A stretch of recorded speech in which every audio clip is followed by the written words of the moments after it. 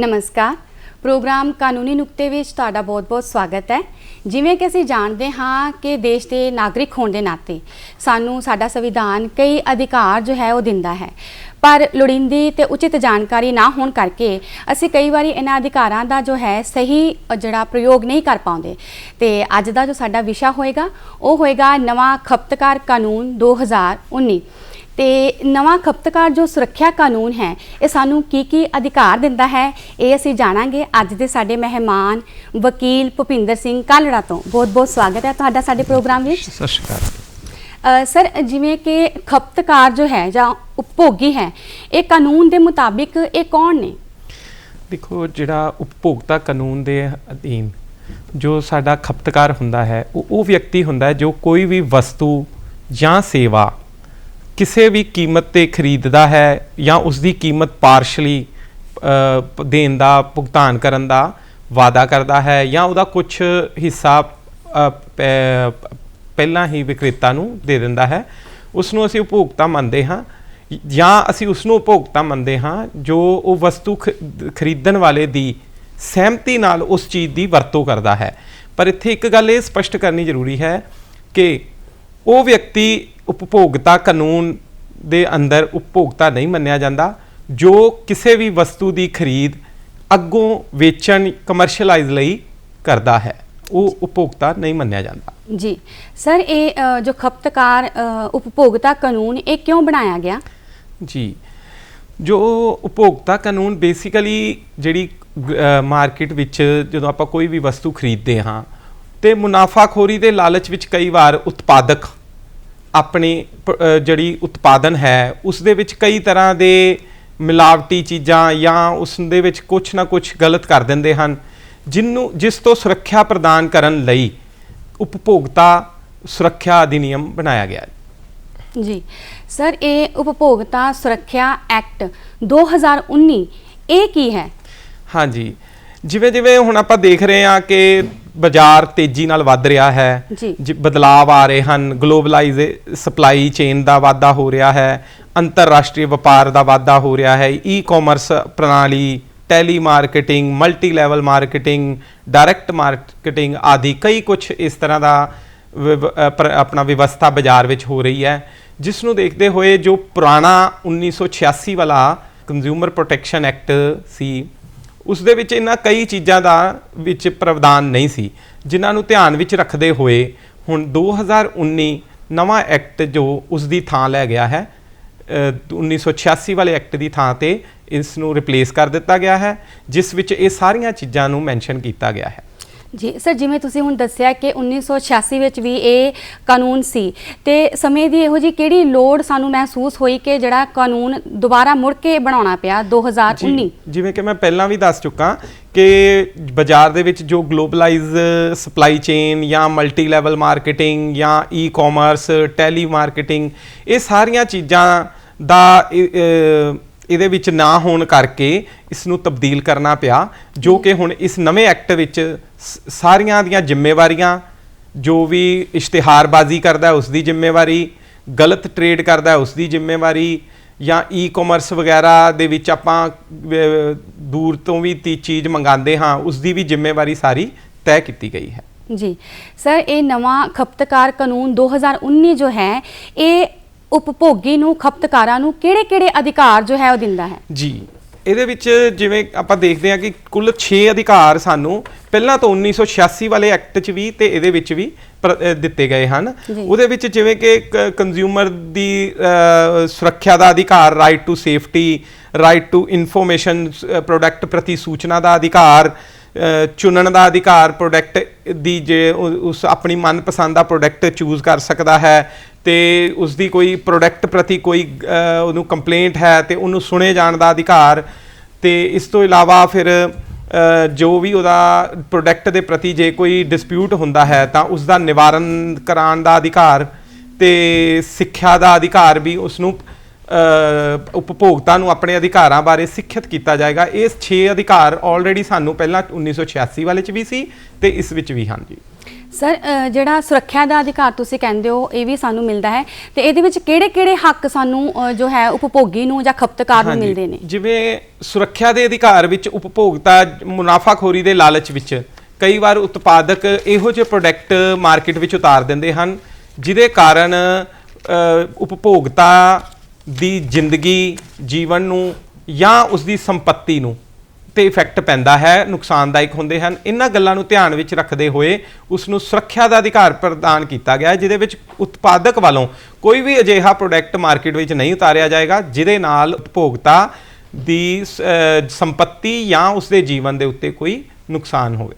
Sir ਜੇ ਉਪਭੋਗੀ ਜਾਂ ਖਪਤਕਾਰ ਦੇ ਨਾਲ ਕੋਈ ਧੋਖਾਧੜੀ ਹੁੰਦੀ ਹੈ ਤਾਂ ਉਹ ਆਪਣੀ ਜਿਹੜੀ ਸ਼ਿਕਾਇਤ ਹੈ ਉਹ ਕਿਵੇਂ ਦਰਜ ਕਰਵਾ ਸਕਦਾ ਹੈ? ਜੀ, ਇਹ ਨਵੇਂ ਕਾਨੂੰਨ ਦੇ ਵਿੱਚ ਪਹਿਲਾਂ ਤਾਂ ਇਸ ਤਰ੍ਹਾਂ ਸੀ ਕਿ ਅਸੀਂ ਕੋਰਟ ਦੇ ਵਿੱਚ ਜੋ ਕੰਜ਼ਿਊਮਰ ਫਾਰਮ ਸੀ ਉਹਦੇ ਵਿੱਚ ਜਾ ਕੇ ਆਪਣੀ ਦਰਖਾਸਤ ਉੱਥੇ ਦਰਜ ਕਰਾਉਂਦੇ ਸੀ ਜੀ, ਤੇ ਪਰ ਹੁਣ ਜਿਹੜਾ ਨਵਾਂ ਐਕਟ ਆਇਆ ਹੈ ਉਹਦੇ ਵਿੱਚ ਅਸੀਂ ਈ ਫਾਈਲਿੰਗ ਵੀ ਕਰ ਸਕਦੇ ਹਾਂ, ਆਪਣੀ ਸੁਣਵਾਈ ਵੀਡੀਓ ਕਾਨਫਰੰਸ ਰਾਹੀਂ ਵੀ ਕਰ ਸਕਦੇ ਹਾਂ। ਜੀ ਸਰ, ਜਦੋਂ ਇੱਕ ਉਪਭੋਗੀ ਜਾਂ ਜਿਸ ਦੇ ਨਾਲ ਧੋਖਾਧੜੀ ਹੁੰਦੀ ਹੈ ਉਹ ਆਪਣੀ ਸ਼ਿਕਾਇਤ ਜਦੋਂ ਦਰਜ ਕਰਵਾਉਂਦਾ ਹੈ ਤਾਂ ਇਹਦੇ ਲਈ ਕੋਈ ਫੀਸ ਵੀ ਜਿਹੜੀ ਹੈ ਉਹ ਲੱਗਦੀ ਹੈ? ਹਾਂ, ਜਿਵੇਂ ਕਿ 5 ਲੱਖ ਰੁਪਏ ਤੱਕ ਕੋਈ ਫੀਸ ਨਹੀਂ ਗੀ ਇਹਦੇ ਵਿੱਚ। ਕੋਰਟ ਦੇ ਵਿੱਚ ਜਦੋਂ ਤੁਸੀਂ ਕੋਈ ਵੀ ਕੰਪਲੇਂਟ ਦਾਇਰ ਕਰਦੇ ਹੋ 5 ਲੱਖ ਤੋਂ ਉੱਤੇ ਦੀ ਜਿਹੜੀ ਅਮਾਉਂਟ ਦਾ ਤੁਹਾਡਾ ਕੋਈ ਝਗੜਾ ਹੋਏਗਾ ਉਹਦੇ ਲਈ ਫਿਰ ਕੁਝ ਨੋਮੀਨਲ ਜੀਆਂ ਫੀਸ ਤੈਅ ਹੈ, ਉਹਦੀਆਂ ਅਲੱਗ-ਅਲੱਗ ਸਲੈਬਾਂ। ਠੀਕ ਹੈ ਸਰ, ਜਦੋਂ ਉਪਭੋਗੀ ਨੇ ਸ਼ਿਕਾਇਤ ਹੁਣ ਦਰਜ ਕਰਵਾ ਦਿੱਤੀ ਹੈ ਤੇ ਕਿੰਨੇ ਸਮੇਂ ਬਾਅਦ ਜਿਹੜੀ ਹੈ ਇਸ ਸ਼ਿਕਾਇਤ ਦਾ ਜਿਹੜਾ ਨਿਪਟਾਰਾ ਉਹ ਹੋ ਜਾਂਦਾ ਹੈ? ਇਹਦੇ ਵਿੱਚ ਜਿਵੇਂ ਆਪਾਂ ਦੱਸਿਆ ਕਿ ਉਪਭੋਗਤਾ ਨੂੰ ਸੁਣੇ ਜਾਣ ਦਾ ਅਧਿਕਾਰ ਹੈ ਨਾ, ਚੌਥਾ ਅਧਿਕਾਰ ਮੈਂ ਦੱਸਿਆ ਸੀ, ਉਹਦੇ ਵਿੱਚ ਸੁਣੇ ਜਾਣ ਦੇ ਅਧਿਕਾਰ ਦੇ ਵਿੱਚ ਕੋਈ ਵੀ ਕੰਪਨੀ ਜੋ ਉਤਪਾਦਨ ਆਪਣਾ ਮਾਰਕੀਟ ਵਿੱਚ ਉਤਾਰਦਾ ਹੈ ਉਹ ਇੱਕ ਆਪਣਾ ਕੰਜ਼ਿਊਮਰ ਕੇਅਰ ਸੈੱਲ ਬਣਾਉਂਦਾ ਹੈ। ਉਸ ਦੇ ਵਿੱਚ ਉਹਨੂੰ ਪ੍ਰੋਡਕਟ ਪ੍ਰਤੀ ਅਗਰ ਉਹਦੀ ਕੋਈ ਸ਼ਿਕਾਇਤ ਹੈ ਸੁਣੇ ਜਾਣ ਦੇ ਅਧਿਕਾਰ ਦੇ ਵਿੱਚ ਉਹ ਕਵਰ ਹੋਏਗੀ, ਤੇ ਉਹਦੇ ਵਿੱਚ ਉਸ ਦੀ ਜਿਹੜੀ ਕੰਪਲੇਂਟ ਉਸ ਪ੍ਰੋਡਕਟ ਪ੍ਰਤੀ ਉਹਦੀ ਇਕਨੋਲੇਜਮੈਂਟ ਤਾਂ 48 ਘੰਟੇ ਦੇ ਵਿੱਚ ਉਸ ਕੰਪਨੀ ਨੂੰ ਦੇਣੀ ਪਏਗੀ ਜੋ ਕੰਪਲੇਂਟ ਉੱਥੇ ਦੇਗਾ, ਤੇ ਉਹਦਾ ਨਿਵਾਰਨ 1 ਮਹੀਨੇ ਦੇ ਵਿੱਚ 30 ਡੇਜ਼ ਦੇ 30 ਦਿਨਾਂ ਦੇ ਵਿੱਚ ਕਰਨਾ ਪਏਗਾ। ਠੀਕ ਹੈ, ਜਿਵੇਂ ਉਹਦਾ ਨਿਵਾਰਨ ਹੈਗਾ 1 ਮਹੀਨੇ ਦੇ ਅੰਦਰ ਅੰਦਰ ਉਹ ਹੋ ਜਾਏਗਾ। ਸਰ ਇਹ ਜਿਹੜਾ ਨਵਾਂ ਉਪਭੋਗਤਾ ਸੁਰੱਖਿਆ ਐਕਟ 2019 ਹੈ ਇਸ ਦੀਆਂ ਹੋਰ ਕਿਹੜੀਆਂ-ਕਿਹੜੀਆਂ ਵਿਸ਼ੇਸ਼ਤਾਵਾਂ ਹਨ? ਹਾਂਜੀ, ਜਿਵੇਂ ਕਿ ਪੁਰਾਣੇ ਐਕਟ ਨਾਲ ਜੇ ਆਪਾਂ ਇਸ ਨੂੰ ਕੰਪੈਰੀਟਿਵ ਕਰੀਏ ਤਾਂ ਜਿਵੇਂ ਇਸ ਸਭ ਤੋਂ ਵੱਡੀ ਗੱਲ ਹੈ ਕਿ ਹੁਣ ਜਿਹੜਾ ਨਵਾਂ ਐਕਟ ਹੈ ਉਹਦੇ ਅੰਦਰ ਇੱਕ ਸੈਂਟਰਲ ਕੰਜ਼ਿਊਮਰ ਪ੍ਰੋਟੈਕਸ਼ਨ ਅਥਾਰਟੀ ਦਾ ਨਿਰਮਾਣ ਕੀਤਾ ਗਿਆ ਹੈ। ਅੱਗੇ ਕੋਈ ਵੀ ਇਹੋ ਜਿਹੀ ਅਥਾਰਟੀ ਨਹੀਂ ਸੀ ਜੋ ਕੰਜ਼ਿਊਮਰ ਦੇ ਅਧਿਕਾਰਾਂ ਨੂੰ ਰੈਗੂਲੇਟ ਕਰਦੀ। ਜਿਵੇਂ ਆਪਾਂ ਦੇਖਦੇ ਹਾਂ ਕਿ ਬੈਂਕਾਂ ਦੇ ਵਿੱਚ ਜੋ ਬੈਂਕਿੰਗ ਸੈਕਟਰ ਹੈ ਉਸ ਨੂੰ ਦੇਖਣ ਦੇ ਲਈ RBI ਹੈ, ਇੰਸ਼ੋਰੈਂਸ ਸੈਕਟਰ ਨੂੰ ਦੇਖਣ ਲਈ IRDA ਹੈ। ਇਸੇ ਤਰ੍ਹਾਂ ਹੀ ਹੁਣ ਕੰਜ਼ਿਊਮਰ ਦੇ ਸਾਰੇ ਜੋ ਵੀ ਉਪਭੋਗਤਾ ਹੈ ਉਹਦੇ ਜਿਹੜੇ ਵੀ ਮਸਲੇ ਹਨ ਜਾਂ ਉਹਦੀਆਂ ਜਿਹੜੀਆਂ ਵੀ ਪ੍ਰੋਬਲਮਸ ਹਨ ਜਾਂ ਉਹਦੇ ਅਧਿਕਾਰ ਹਨ ਉਹਨਾਂ ਦੇ ਸਾਰਿਆਂ ਦੀ ਸੁਰੱਖਿਆ ਕਰਨ ਲਈ ਇੱਕ ਰੈਗੂਲੇਟਰੀ ਅਥਾਰਟੀ ਬਣਾਈ ਗਈ ਹੈ ਜੋ ਖੁਦ ਵੀ ਇਸ ਚੀਜ਼ ਨੂੰ ਦੇਖੇਗੀ। ਚਾਹੇ ਕੋਈ ਕੰਜ਼ਿਊਮਰ ਨਹੀਂ ਵੀ ਕੰਪਲੇਂਟ ਆਂਦੀ ਪਰ ਉਹ ਦੇਖੇਗੀ ਕਿ ਕੁਝ ਜੇ ਅਗਰ ਮਾਰਕੀਟ ਦੇ ਵਿੱਚ ਅਜਿਹਾ ਕੋਈ ਵਪਾਰ ਚੱਲ ਰਿਹਾ ਹੈ ਤਾਂ ਉਹ ਖੁਦ ਵੀ ਉਹਦੇ ਤੇ ਐਕਸ਼ਨ ਲੈ ਸਕੇਗੀ। ਜਿਵੇਂ ਉਹ ਪੁਰਾਣੇ ਕਾਨੂੰਨ ਦੇ ਵਿੱਚ ਜੋ ਲਿਮਿਟ ਸੀਗੀ ਉਹ 20 ਲੱਖ ਰੁਪਏ ਤੱਕ ਆਪਾਂ ਡਿਸਟ੍ਰਿਕਟ ਫਾਰਮ ਨੂੰ ਦੇ ਵਿੱਚ ਕੇਸ ਦਾਇਰ ਕਰ ਸਕਦੇ ਸੀ, ਉਹ ਲਿਮਿਟ ਵਧਾ ਕੇ ਹੁਣ ਜਿਵੇਂ 1 ਕਰੋੜ ਰੁਪਏ ਤੱਕ ਕਰ ਦਿੱਤੀ ਗਈ ਹੈ। ਇਸੇ ਤਰ੍ਹਾਂ ਹੀ ਜਿਵੇਂ ਉਪਭੋਗਤਾ ਸੀ ਉਹ ਆਪਣੀ ਸ਼ਿਕਾਇਤ ਦਰਜ ਉੱਥੇ ਕਰਾ ਸਕਦਾ ਸੀ ਜਿੱਥੇ ਉਸ ਦੀ ਟ੍ਰੇਡ ਹੋਈ ਹੈ, ਪਰ ਹੁਣ ਨਵੇਂ ਕਾਨੂੰਨ ਦੇ ਵਿੱਚ ਜਿੱਥੇ ਉਪਭੋਗਤਾ ਰਹਿੰਦਾ ਹੈ ਉਹ ਉੱਥੇ ਹੀ ਆਪਣੀ ਦਰਖਾਸਤ ਜਾਂ ਆਪਣੀ ਕੰਪਲੇਂਟ ਜਾਂ ਵਾਦ ਆਪਣਾ ਉੱਥੇ ਲੈ ਜਾ ਸਕਦਾ ਹੈ। ਪਰ ਹੁਣ ਇਹਦੇ ਵਿੱਚ ਵੀ ਜੇ ਕੋਈ ਡਿਸਪਿਊਟ ਤੁਹਾਡਾ ਉਤਪਾਦਕ ਦਾ ਔਰ ਖਪਤਕਾਰ ਦਾ ਹੈ ਉਹਨਾਂ ਨੂੰ ਇੱਕ ਟੇਬਲ ਤੇ ਬਿਠਾ ਕੇ ਉਹਨਾਂ ਦਾ ਜੋ ਝਗੜਾ ਨਿਵਾਰਨ ਦਾ ਸਿਸਟਮ ਵੀ ਕੀਤਾ ਗਿਆ ਹੈ, ਈ ਫਾਈਲਿੰਗ ਦਾ ਸਿਸਟਮ ਕੀਤਾ ਗਿਆ ਹੈ। ਜੀ ਸਰ, ਜਿਵੇਂ ਤੁਸੀਂ ਕਹਿ ਰਹੇ ਕਈ ਵਿਸ਼ੇਸ਼ਤਾਵਾਂ ਨੇ ਤੇ ਕਈ ਅਧਿਕਾਰ ਵੀ ਮਿਲੇ ਨੇ, ਤੇ ਸਰ ਤੁਸੀਂ ਸੁਰੱਖਿਆ ਦੇ ਅਧਿਕਾਰ ਬਾਰੇ ਸਾਨੂੰ ਦੱਸਿਆ ਤੇ ਹੋਰ ਜਿਹੜੇ ਅਧਿਕਾਰ ਨੇ ਜਿਵੇਂ ਸੂਚਨਾ ਦਾ ਅਧਿਕਾਰ ਹੈ, ਇਸ ਅਧਿਕਾਰ ਬਾਰੇ ਵੀ ਸਾਨੂੰ ਜਿਹੜੀ ਜਾਣਕਾਰੀ ਦਿਓ। ਸੂਚਨਾ ਦੇ ਅਧਿਕਾਰ ਦੇ ਵਿੱਚ ਜਿਵੇਂ ਕਿ ਪ੍ਰੋਡਕਟ ਕੋਈ ਵੀ ਪ੍ਰੋਡਕਟ ਹੈ ਉਸ ਦੇ ਵਿੱਚ ਉਸ ਪ੍ਰੋਡਕਟ ਦੇ ਵਿੱਚ ਜੋ ਵੀ ਪ੍ਰੋਡਕਟ ਜਾਂ ਉਹਦਾ ਵਸਤੂ ਜਾਂ ਸੇਵਾ ਦੀ ਮਾਤਰਾ, ਉਹਦੀ ਕੁਆਲਿਟੀ, ਉਹਦੀ ਕੁਆਂਟੀਟੀ, ਉਹਦੀ ਪਿਓਰਿਟੀ, ਤੇ ਉਸ ਦੀ ਕੀਮਤ ਵਗੈਰਾ ਸਾਰੇ ਦੀ ਇਨਫੋਰਮੇਸ਼ਨ ਲੈਣ ਦਾ ਉਸ ਨੂੰ ਅਧਿਕਾਰ ਹੈ। ਸਰ ਇੱਕ ਜਿਹੜਾ ਤੁਸੀਂ ਦੱਸਿਆ ਸੀ ਕਿ ਚੁਣਨ ਦਾ ਅਧਿਕਾਰ, ਹਾਂਜੀ। ਇਸ ਅਧਿਕਾਰ ਦੇ ਨਾਲ ਕੀ ਉਪਭੋਗੀ ਨੂੰ ਜਾਂ ਖਪਤਕਾਰ ਨੂੰ ਹੱਕ ਮਿਲਦੇ ਨੇ? ਜਿਵੇਂ ਕਿ ਕੋਈ ਵੀ ਵਸਤੂ ਆਪਾਂ ਮਾਰਕੀਟ 'ਚ ਖਰੀਦਣ ਜਾਂਦੇ ਆ ਹੈ ਨਾ, ਜੀ। ਤੇ ਉੱਥੇ ਕਈ ਤਰ੍ਹਾਂ ਦੀਆਂ ਵਸਤੂਆਂ ਹੈ ਤੇ ਮੈਨੂੰ ਉਹਨਾਂ ਵਸਤੂਆਂ 'ਚ ਚੁਣਨ ਦਾ ਅਧਿਕਾਰ ਹੈ। ਕਈ ਵਾਰ ਇਸ ਤਰ੍ਹਾਂ ਵੀ ਹੁੰਦਾ ਕਿ ਆਪਾਂ ਮੰਨ ਲਓ ਵੀ ਗੈਸ ਕਨੈਕਸ਼ਨ ਲੈਣ ਗਏ ਜੀ, ਗੈਸ ਕਨੈਕਸ਼ਨ ਦੇ ਨਾਲ ਉਹ ਸਾਨੂੰ ਕਹਿੰਦਾ ਵੀ ਨਹੀਂ ਚੁੱਲ੍ਹਾ ਤੁਹਾਨੂੰ ਲੈਣਾ ਪਏਗਾ। ਆਮ ਤੌਰ ਤੇ ਆਪਾਂ ਦੇਖਦੇ ਹਾਂ, ਪਰ ਇੱਥੇ ਉਸ ਨੂੰ ਚੁਣਨ ਦਾ ਅਧਿਕਾਰ ਹੈ ਕਿ ਉਸਨੇ ਚੁੱਲ੍ਹਾ ਲੈਣਾ ਹੈ ਜਾਂ ਨਹੀਂ ਲੈਣਾ। ਇਹ ਉਸ ਦਾ ਰਾਈਟ ਆਫ ਚੂਜ਼ ਹੈ। ਮਤਲਬ ਉਹ ਚੁਣ ਸਕਦਾ ਹੈ ਕਿ ਉਸ ਨੂੰ ਇਹ ਅਧਿਕਾਰ ਹੈ, ਉਸ ਤੇ ਕੋਈ ਪਾਬੰਦੀ ਨਹੀਂ ਲਗਾਈ ਜਾ ਸਕਦੀ ਕਿ ਉਸ ਨੂੰ ਇਹ ਖਰੀਦਣਾ ਹੀ ਪਏਗਾ। ਤੇ ਇੱਕ ਸਰ ਅਧਿਕਾਰ ਦੀ ਗੱਲ ਕੀਤੀ ਸੀ ਉਪਭੋਗਤਾ ਸਿੱਖਿਆ ਦਾ ਅਧਿਕਾਰ, ਤੇ ਇਸ ਬਾਰੇ ਤੁਸੀਂ ਕੀ ਕਹਿਣਾ ਚਾਹੋਗੇ?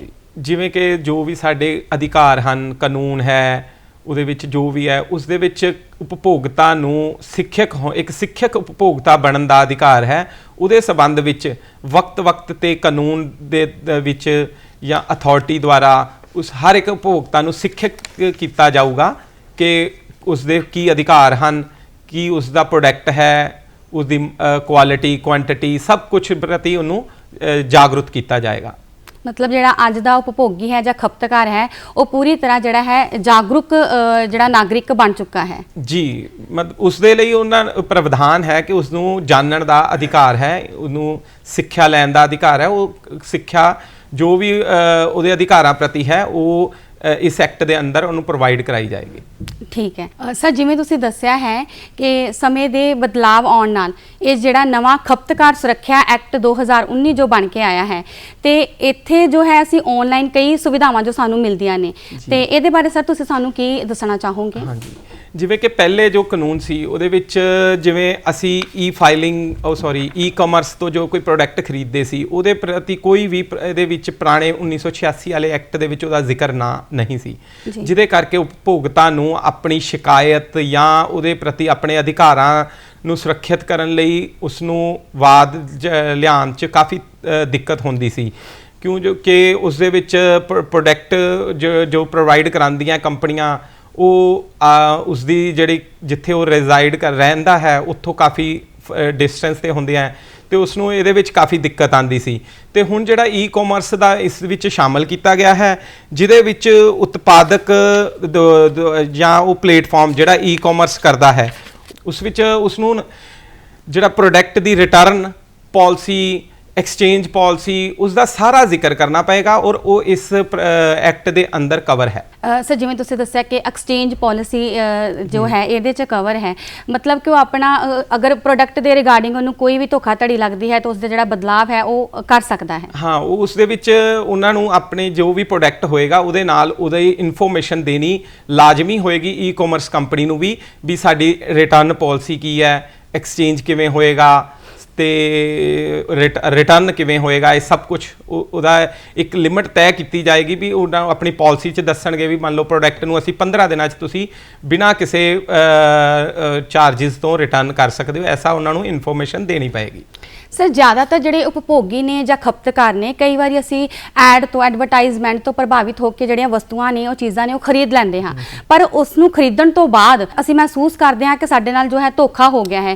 ਕਿ ਉਸ ਐਡਵਰਟਾਈਜ਼ਮੈਂਟ ਜਾਂ ਮਸ਼ਹੂਰੀ ਹੈ ਉਹਦੇ ਖਿਲਾਫ ਵੀ ਕੋਈ ਕਾਰਵਾਈ ਹੁੰਦੀ ਹੈ? ਜੀ, ਉਹਦੇ ਸੰਬੰਧੀ ਜਿਹੜਾ ਹੁਣ ਨਵੇਂ ਕਾਨੂੰਨ ਦੇ ਵਿੱਚ ਮੈਂ ਤੁਹਾਨੂੰ ਦੱਸਿਆ CCPA central consumer protection authority ਬਣਾਈ ਗਈ ਹੈ, ਉਹ ਇਸ ਚੀਜ਼ ਦਾ ਸਾਰੀ ਰੈਗੂਲੇਟ ਕਰੇਗੀ। ਕੋਈ ਵੀ ਅਜਿਹੀ ਐਡ ਜੋ ਉਪਭੋਗਤਾ ਨੂੰ ਪ੍ਰਭਾਵਿਤ ਕਰਦੀ ਹੈ ਪਰ ਉਹ ਸੱਚਾਈ ਦੇ ਪੱਖ ਤੋਂ ਉਹ ਬਹੁਤ ਦੂਰ ਹੁੰਦੀ ਹੈ, ਉਸ ਦੇ ਉੱਤੇ ਕਾਰਵਾਈ ਕੀਤੀ ਜਾਏਗੀ ਔਰ ਇਹਦੇ ਵਿੱਚ ਉਸ ਨੂੰ ਵੀ ਰੱਖਿਆ ਗਿਆ ਹੈ।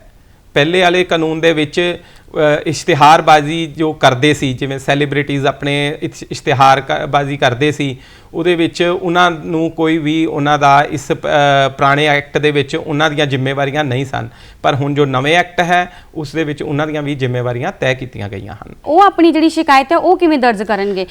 ਇਸ ਦਾ ਵੀ ਉਹੀ ਪ੍ਰੋਸੈਸ ਹੈ, ਉਹੀ ਪ੍ਰਕਿਰਿਆ ਹੈ ਜੀ? ਉਹਦੇ ਵਿੱਚ ਵੀ ਜਿਵੇਂ ਤੁਹਾਨੂੰ ਕੋਈ ਇਸ ਤਰ੍ਹਾਂ ਦਾ ਤੁਹਾਡੇ ਨਾਲ ਧੋਖਾਧੜੀ ਜਾਂ ਕੁਝ ਹੁੰਦਾ ਹੈ, ਉਹ ਤੁਸੀਂ ਕੰਜ਼ਿਊਮਰ ਫਾਰਮ ਜੋ ਡਿਸਟ੍ਰਿਕਟ ਲੈਵਲ ਤੇ ਬਣਾਈਆਂ ਗਈਆਂ ਹਨ, ਉਸ ਤੋਂ ਉੱਪਰ ਸਟੇਟ ਲੈਵਲ ਤੇ ਹੈ, ਉਸ ਤੋਂ ਉੱਪਰ ਫਿਰ ਕੌਮੀ ਸਤਰ ਤੇ ਹੈ, ਉੱਥੇ ਜਿਵੇਂ ਵੀ ਤੁਹਾਡੀ ਹੋਏਗਾ ਪ੍ਰੋਡਕਟ ਦੇ ਵੈਲਿਊ ਦੇ ਅਕੋਰਡਿੰਗ ਤੁਸੀਂ ਜਿੱਥੇ ਤੁਹਾਡਾ ਰਾਈਟ ਬਣਦਾ ਤੁਸੀਂ ਉੱਥੇ ਆਪਣੀ ਕੰਪਲੇਂਟ ਕਰਾ ਸਕਦੇ ਹੋ। ਸਰ, ਜਦੋਂ ਅਸੀਂ ਕੰਪਲੇਂਟ ਕਰਵਾਉਣੀ ਹੁੰਦੀ ਹੈ, ਇਹ ਜਿਹੜਾ ਹੈ ਜਿਸ ਨਾਲ ਧੋਖਾਧੜੀ ਹੋਈ ਹੈ ਉਹ ਆਪ ਜਾ ਕੇ ਕਰਵਾਏਗਾ ਜਾਂ ਇਸ ਦੀ ਹੋਰ ਵੀ ਕੋਈ ਸੁਵਿਧਾਵਾਂ ਹਨ? ਜੀ ਹਾਂ, ਉਹਦੇ ਵਿੱਚ ਜਿਵੇਂ ਕਾਨੂੰਨ 'ਚ ਹੁਣ ਫਾਈਲਿੰਗ ਸਿਸਟਮ ਸ਼ੁਰੂ ਹੋ ਗਿਆ। ਕੰਜ਼ਿਊਮਰ ਆਪਣੀ ਕੋਈ ਵੀ ਸ਼ਿਕਾਇਤ ਜੋ ਵੀ ਉਹਦੀ ਹੈ ਉਸ ਦੇ ਸੰਬੰਧੀ ਉਹ ਫਾਈਲਿੰਗ ਰਾਹੀਂ ਆਪਣੀ ਸ਼ਿਕਾਇਤ ਕਰ ਸਕਦਾ ਹੈ। ਉਹਦੀ ਸੁਣਵਾਈ ਵੀ ਵੀਡੀਓ ਕਾਨਫਰੰਸ ਤੇ ਹੀ ਹੋਏਗੀ, ਉਹਨੂੰ ਕਦੇ ਕੋਰਟ ਜਾਣ ਦੀ ਜ਼ਰੂਰਤ ਨਹੀਂ ਪਏਗੀ। ਸਰ, ਖਪਤਕਾਰ ਸੁਰੱਖਿਆ ਐਕਟ 2019 ਦੇ ਮੁਤਾਬਿਕ ਖਪਤਕਾਰ ਕੋਰਟ ਜੋ ਹੈ ਆਰਥਿਕ ਖੇਤਰ ਵਿੱਚ ਕਿਹੜੇ-ਕਿਹੜੇ ਬਦਲਾਅ ਆਏ ਨੇ? ਹਾਂ, ਇਹ ਬਹੁਤ ਵਧੀਆ ਤੁਹਾਡਾ ਸਵਾਲ ਹੈ ਜੀ। ਨਵੇਂ ਜਿਹੜੇ 1986 ਦੇ ਕੰਪੈਰੀਟਿਵਲੀ ਜਿਹੜਾ ਹੁਣ 2019 ਐਕਟ ਆਇਆ, ਉਹਦੇ ਵਿੱਚ ਆਰਥਿਕ ਖੇਤਰ ਅਧਿਕਾਰਾਂ ਵਿੱਚ ਕਾਫੀ ਬਦਲਾਅ ਆਇਆ ਹੈ। ਜਿਵੇਂ ਕਿ 1986 ਵਾਲੇ ਐਕਟ ਦੇ ਵਿੱਚ ਜਦੋਂ ਕੋਈ ਵੀ ਤੁਹਾਡਾ ਡਿਸਪਿਊਟ ਜਿਹੜਾ ਹੁੰਦਾ ਸੀ, ਉਹ 20 ਲੱਖ ਰੁਪਏ ਤੱਕ ਦੀ ਸੁਣਵਾਈ ਜੋ ਡਿਸਟ੍ਰਿਕਟ ਫਾਰਮ ਦੁਆਰਾ ਕੀਤੀ ਜਾਂਦੀ ਸੀ, ਉਸ ਨੂੰ ਵਧਾ ਕੇ ਹੁਣ 1 ਕਰੋੜ ਰੁਪਏ ਤੱਕ ਕੀਤੀ ਗਈ ਹੈ। ਇਸ ਤੋਂ ਬਾਅਦ ਫਿਰ ਜਦੋਂ ਸਟੇਟ ਲੈਵਲ ਤੇ ਅਸੀਂ 20 ਲੱਖ ਤੋਂ ਲੈ ਕੇ 1 ਕਰੋੜ ਰੁਪਏ ਤੱਕ ਦਾ ਜਿਹੜੇ ਮਸਲੇ ਹੁੰਦੇ ਸੀ, ਉਹਨਾਂ ਦੀ ਸੁਣਵਾਈ ਲਈ ਸਾਨੂੰ ਜਿਹੜੀ ਸਟੇਟ ਫਾਰਮ ਸੀ ਉਹਦੇ ਵਿੱਚ ਜਾਣਾ ਪੈਂਦਾ ਸੀ। ਮੰਨ ਲਓ ਹੁਣ ਅਸੀਂ ਜਲੰਧਰ ਰਹਿੰਦੇ ਹਾਂ ਅਤੇ ਫਿਰ ਕੇਸ ਕਰਨ ਲਈ ਸਾਨੂੰ 20 ਲੱਖ ਤੋਂ ਉੱਤੇ ਦੀ ਅਮਾਊਂਟ ਦਾ ਕੋਈ ਸਾਡਾ ਪ੍ਰੋਡਕਟ ਦਾ ਸਾਡਾ ਹੈਗਾ ਅਤੇ ਸਾਨੂੰ ਚੰਡੀਗੜ੍ਹ ਉਹਦੀ ਸਟੇਟ ਫਾਰਮ ਸੀ ਜਿੱਥੇ ਸਾਨੂੰ ਜਾਣਾ ਪੈਂਦਾ ਸੀ।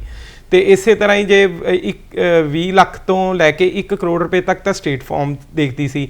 ਉਸ ਤੋਂ ਬਾਅਦ ਜੇ 1 ਕਰੋੜ ਤੋਂ ਉੱਤੇ ਵਾਲਾ ਕੋਈ ਮਸਲਾ ਹੁੰਦਾ ਸੀ ਤੇ ਸਾਨੂੰ ਕੇਂਦਰ ਦੀ ਜਿਹੜੀ ਫਾਰਮ ਸੀ ਉੱਥੇ ਜਾਣਾ ਪੈਂਦਾ ਸੀ। ਅਤੇ ਇਹ ਸਾਰੇ ਨੂੰ ਦੇਖਦੇ ਹੋਏ ਜੋ ਹੁਣ ਨਵੇਂ ਕਾਨੂੰਨ ਦੇ ਵਿੱਚ ਜੋ ਬਦਲਾਅ ਆਏ ਹਨ, ਉਹਦੇ ਵਿੱਚ ਇਸ ਅਮਾਊਂਟ ਨੂੰ ਚੇਂਜ ਕਰਕੇ ਬਹੁਤ ਜ਼ਿਆਦਾ ਵਧਾ ਦਿੱਤਾ ਗਿਆ ਹੈ। ਜਿਵੇਂ ਕਿ ਹੁਣ ਆਪਾਂ ਡਿਸਟ੍ਰਿਕਟ ਫਾਰਮ ਦੇ ਵਿੱਚ 1 ਕਰੋੜ ਰੁਪਏ ਤੱਕ ਦੇ ਜੋ ਸਾਡੇ ਮਸਲੇ ਹਨ ਉਹ ਅਸੀਂ ਡਿਸਟ੍ਰਿਕਟ ਲੈਵਲ ਤੇ ਹੀ ਕਰ ਸਕਦੇ ਹਾਂ, ਅਤੇ ਜੇ 1 ਕਰੋੜ ਤੋਂ ਉੱਪਰ ਦੇ ਮਸਲੇ ਜੋ ਹੋਣਗੇ 10 ਕਰੋੜ ਰੁਪਏ ਤੱਕ, ਉਹ ਅਸੀਂ ਸਟੇਟ ਫਾਰਮ ਦੇ ਵਿੱਚ ਕਰਾਂਗੇ। ਅਤੇ ਜੋ ਸਾਡੇ 10 ਕਰੋੜ ਤੋਂ ਉੱਪਰ ਵਾਲੇ ਮਸਲੇ ਹਨ ਉਸ ਦੇ ਲਈ ਅਸੀਂ ਫਿਰ ਜੋ ਕੇਂਦਰੀ ਸਾਡੀ ਸੈਂਟਰਲ ਕਮਿਸ਼ਨ ਹੈ ਉਹਦੇ ਪਾਸ ਉਹ ਵਿਵਾਦ ਲੈ ਕੇ ਜਾਵਾਂਗੇ। ਸਰ, ਜੇ ਇੱਕ ਆਮ ਨਾਗਰਿਕ ਦੇ ਨਾਲ ਧੋਖਾ ਹੁੰਦਾ ਹੈ ਤੇ ਉਸ ਉਪਭੋਗੀ ਨੇ ਜਾਂ ਖਪਤਕਾਰ ਨੇ ਕੇਸ ਕਰਨਾ ਹੋਵੇ ਤਾਂ ਉਸ ਦੇ ਲਈ ਕਿਸੇ ਵਕੀਲ ਦੀ ਲੋੜ ਪੈਂਦੀ ਹੈ?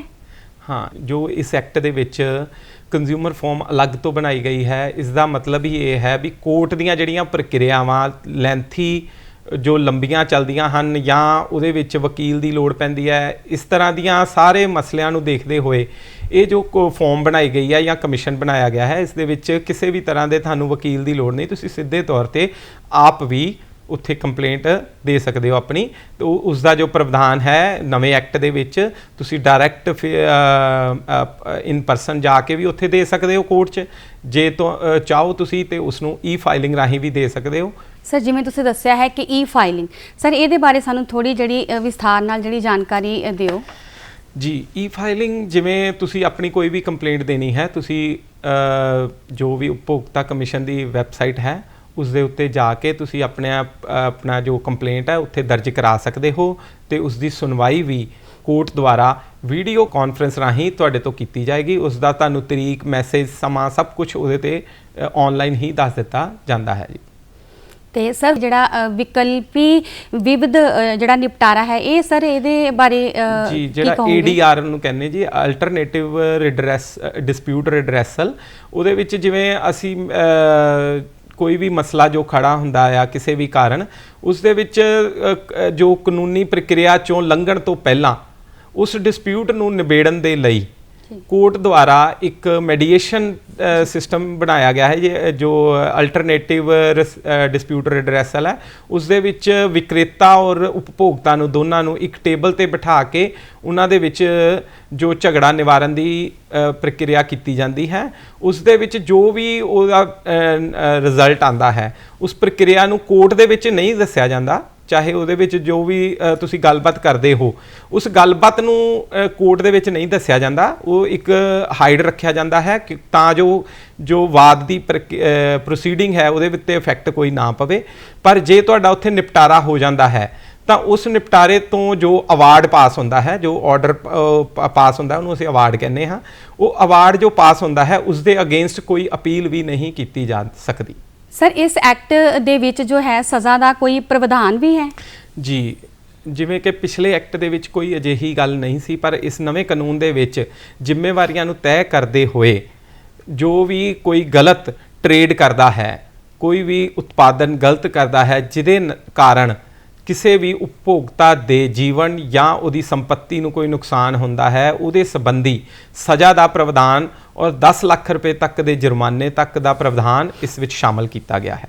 ਜੀ ਸਰ, ਕੋਈ ਸਮਾਂ ਸੀ ਜਦੋਂ ਗ੍ਰਾਹਕਾਂ ਨੂੰ ਕਿਹਾ ਜਾਂਦਾ ਸੀ ਕਿ ਜਾਗੋ ਗ੍ਰਾਹਕ ਜਾਗੋ, ਪਰ ਅੱਜ ਦਾ ਸਮਾਂ ਹੈ ਕਿ ਉਹ ਇਸ ਆਨਲਾਈਨ ਸੁਵਿਧਾ ਤੋਂ ਜੋ ਹੈ ਵੱਧ ਤੋਂ ਵੱਧ ਫਾਇਦਾ ਉਠਾ ਸਕਦੇ ਨੇ ਤੇ ਤੁਸੀਂ ਇੰਨੀ ਵੱਡਮੁੱਲੀ ਜਾਣਕਾਰੀ ਸਾਡੇ ਨਾਲ ਸਾਂਝੀ ਕੀਤੀ। ਉਮੀਦ ਕਰਦੇ ਹਾਂ ਸਾਡੇ ਦਰਸ਼ਕਾਂ ਨੂੰ ਇਹ ਜਾਣਕਾਰੀ ਜੋ ਹੈ ਉਹ ਇਸ ਤੋਂ ਵੱਧ ਫਾਇਦਾ ਉਠਾਉਣਗੇ। ਤੁਸੀਂ ਆਪਣਾ ਇੰਨਾ ਕੀਮਤੀ ਸਮਾਂ ਸਾਡੇ ਪ੍ਰੋਗਰਾਮ ਨੂੰ ਦਿੱਤਾ, ਬਹੁਤ ਬਹੁਤ ਧੰਨਵਾਦ।